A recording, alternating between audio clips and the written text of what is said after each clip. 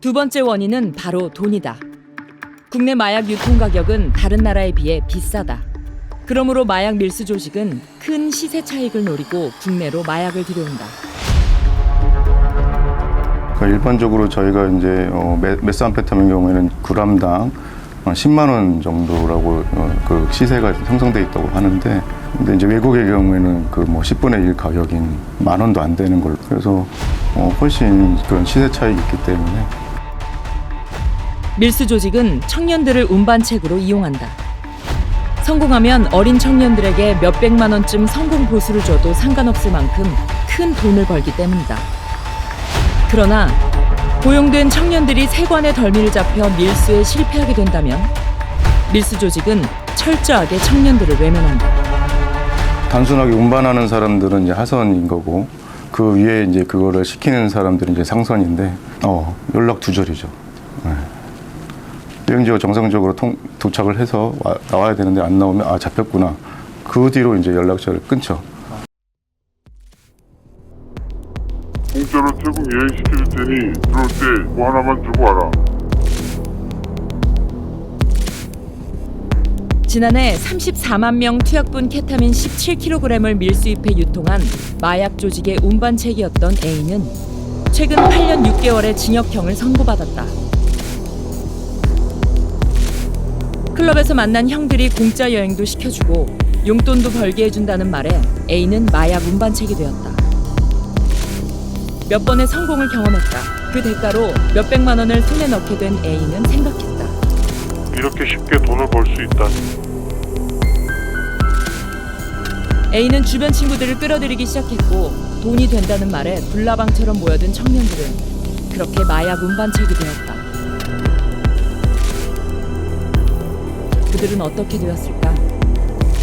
조직원 27명 중 25명이 검거되었다. 운반책 몇 명이 검거되자 쉬운 돈에 중독된 다른 청년들도 줄줄이 적발된 것이다. 이들은 5년 6개월, 7년, 8년 6개월 등 중형을 면치 못했고, 나머지 피의자들도 현재 재판 중이다. 당시 수사를 담당했던 관세청 윤상우 사무관은 마약 밀수에 손댔던 청년들이 이처럼 모두 적발된 이유에 대해 이렇게 설명했다. 일단 여행자들은 많잖아요. 하루에 10만 명 가까이 들어오는데 이렇게 많은 여행자 중에서 설마 나를 찾겠냐. 그리고 찾는다고 하더라도 나는 뭐 마약 투약도 안 했고 이게 마약이라는 걸 몰랐다 이렇게 주장하면 되지 않겠냐. 이렇게 대부분 그렇게 쉽게 생각을 하고 거기에 가담을 했던 것 같아요. 보통 주위 사람들의 권유에 의해서 그 운반책에 가담을 하거든요. 그 친구들이 그 연루된 그런 조직의 전체를 파악을 해서 수사를 하기 때문에 그 공범 진술이나 아니면 공범의 포렌식 뭐 이런 자료를 통해서 이 친구들이 이제 마약인 줄 알고 이렇게 가담을 했고 실제로 나르고 나서 돈을 이렇게 얼마를 받았다 이렇게 다 입증이 가능하기 때문에 자기들은 부인을 한다고 그래도 어쩔 수 없이 입증이 다 되고 구속이 다 된 상황입니다. 나중에 이 사건이 크다 중하다 결국 뭐 징역 뭐 8년 9년 이렇게 구형이 됐으니까 실제로 살고 있고 그 사실을 알았을 때는 이제 울기도 하고 많이 그 후회하는 그런 모습이 좀 인상이 깊었습니다.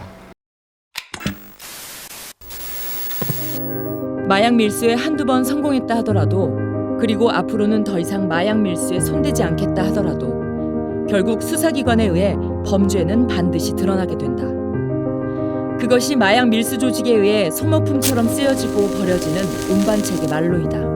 막상 이제 그 운반책이 검거가 되면 자기 진술로 인해서 뭐 자기가 아는 형이나 뭐 이런 사람이 피해를 받을까봐 상선에 대해서 이렇게 말을 잘 안 하고 막 그런 경향이 있습니다. 근데 상선은 이제 진술을 하기를 뭐 운반체하고 자기는 전혀 관련이 없다 이런 식으로 해서 이제 완전히 선을 긋거든요. 그러면 이제 이 상선하고 연결된 게 명확히 밝혀지지가 않으면 운반책이 이제 밀수 총책의 역할이 되는 경우가 있거든요. 책임을 지는 경우도 많습니다.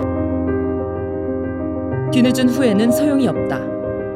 고작 몇백만 원의 돈 때문에 돈으로는 살 수도 없는 소중한 것을 잃게 된다. 무엇이든 마음껏 도전할 수 있는 청년의 시간. 청년의 시기에 무엇을 생각하고 행하는가에 따라 청년은 무엇이든 될 수 있다. 한 사람의 생애를 돌이켜볼 때 이만큼 귀한 시기가 또 있을까? 우리가 만난 전문가들은 청년들에게 이러한 당부의 말을 전했다. 제가 만난 수많은 환자들 가운데 본인이 중독자가 될 거라고 생각한 사람은 단 한 명도 없었습니다. 마약에 손을 댄 것을 후회하지 않는 사람도 저는 본 적이 없습니다. 마약은 여러분의 뇌를 녹이고 미래를 파괴하는 독입니다. 서로 한두 번 성공했다고 할지라도 나중에 그 사실이 밝혀질 수밖에 없다. 이거를 항상 생각하시고 그런 제안에 대해서는 단호하게 뿌리치시면 좋을 것 같습니다. 마약은 돈벌이 수단이 아닙니다.